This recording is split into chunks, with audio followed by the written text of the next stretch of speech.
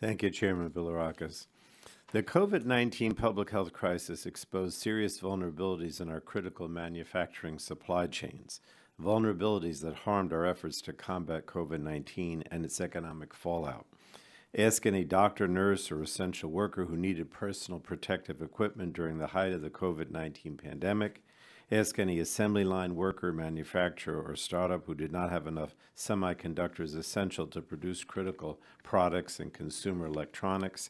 Ask any everyday consumer who could not find basic household essentials like toilet paper and cleaning supplies as demand surged and supply chains just ground to a halt.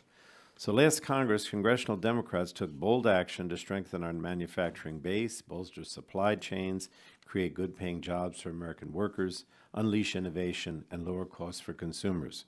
The CHIPS and Science Act makes transformative, historic investments to strengthen supply chains and American manufacturing. It included $52.7 billion to spur American semiconductor production in order to end our dangerous dependence on foreign manufacturers of this critical good. And this new law will ensure that more semiconductors are produced here in the United States and not in China. If beating China was not just a slogan for House Republicans, they would have joined us in taking action and voting for this bill. Then there's the bipartisan infrastructure law, which is modernizing our nation's infrastructure by investing hundreds of billions of dollars for roads, bridges, railways, high-speed broadband, clean drinking water infrastructure, and electric vehicle chargers. And the Inflation Reduction Act, which is lowering costs for American families, including health care, prescription drugs, and energy costs, while also combating the worsening climate crisis so we can lead the world in the clean energy transition. Now, these laws are strengthening the economy from the bottom up and middle out. The U.S. has added nearly 800,000 manufacturing jobs during President Biden's administration. Total construction spending on manufacturing in the U.S. has skyrocketed, providing good construction jobs today and manufacturing jobs into the future. But we have a lot more work to do. The supply chain crisis may no longer be front-page news, but serious supply chain vulnerabilities persist. The Biden administration's 100-day supply chain review found that manufacturing supply chains instrumental to our national security and economic welfare remain vulnerable to disruption, strain, compromise, and elimination. These vulnerabilities are industry-wide and affect every American. The Department of Defense warns that the decline in domestic manufacturing capability could result in a growing and permanent national security deficit that presents challenges to our military and technological supremacy.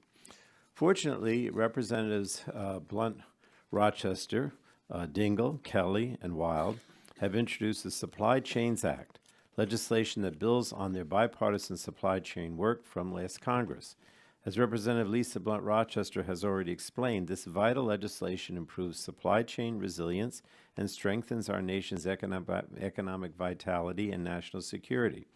Over 160 stakeholders, manufacturers, innovators, workers, consumer groups, local governments endorsed their supply chain legislation. That's broad support, and that's why I'm disappointed that our Republican colleagues refused to include the Supply Chains Act on this legislative hearing. Again, if beating China was not just a slogan for House Republicans, they would have included this important supply chain legislation on today's hearing. It's important that we have this discussion, but unfortunately, Representative Bouchon's discussion draft is not nearly as comprehensive as the Supply Chains Act and would therefore leave our nation vulnerable to further supply chain disruptions by our adversaries like China. We must heed the lessons learned from the supply chain crisis and ensure that the federal government is equipped with the tools and authorities needed to address supply chain vulnerabilities before they become a full-blown crisis. And that's what the Supply Chains Act does. So I'm hopeful that this hearing will renew productive bipartisan negotiations. And with that, Mr. Chairman, I yield back.